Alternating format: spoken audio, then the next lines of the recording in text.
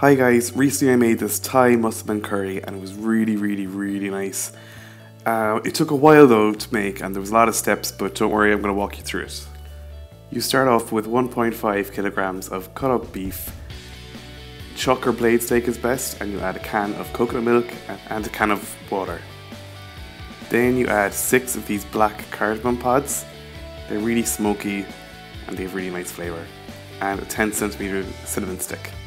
Followed by a teaspoon of salt. I'm using dark smoked salt here because it's all I had in the house. But you can totally use normal sea salt flakes as well. Then you stir it up. And then you very gently and slowly bring this to a very light simmer. Stirring occasionally. This is really low and slow cooking. It'll guarantee the beef will be really tender and really nice. And then you allow simmer with the lid partially on for 2 hours. Again, stirring occasionally. Then in a dry frying pan you toast your whole spices. These are 15 Kashmiri chilies. These whole spices are eventually going to be used to make the paste. And then you add 2 tablespoons of coriander seeds, 1 tablespoon of cumin seeds, 1 teaspoon of cardamom seeds, it's about 20 green pods, 16 cloves, 5 centimeters of a cinnamon stick, 2 large pieces of blade mace.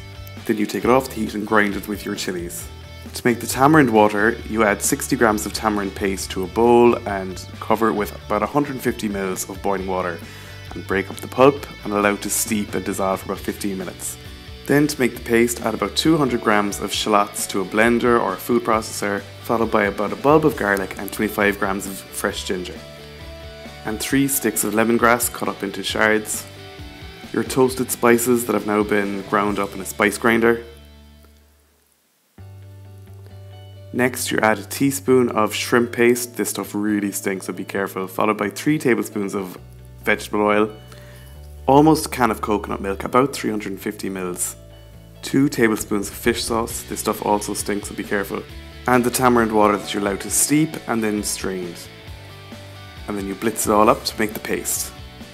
Once the curry's been simmering for 2 hours, you fish out the cinnamon stick and the 6 cardamom pods.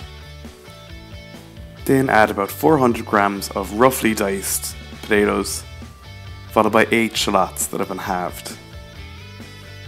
Then I added a tablespoon of palm sugar. If you can't get this, just use ordinary light brown sugar. And that paste you just made. At this point it smelled just amazing. Really nice and spicy. Just mix it up to make sure that it's all combined. And at this stage I took it off the heat. I did everything up until this point ahead of time, with the intention of just heating it up for half an hour later. If you're going to make it straight away, just continue cooking for another half an hour until the potatoes are soft and cooked, and the shallots as well, and the beef should just be perfectly tender, really melting, delicious, and all the flavours will be totally combined and mingled, and just really nice, a really nice curry. Then finally, last step, you just garnish with 100 grams of toasted peanuts. I toast these myself, make sure they're not salted, that'll just add more salt that you don't need. And a good amount of chopped coriander. To plate it up, I just added some pilau rice and the curry itself. It was so nice and thick, just bursting with flavour. Mussaman curries are a good mix between Indian and Thai flavours, and you can taste every single one of them. So that's it. If you like this recipe or any other recipe that you see on this channel, be sure to subscribe, and you can follow me on Facebook, Twitter, Instagram, and for the full recipe you can check it out on my blog www.rookiecook.org.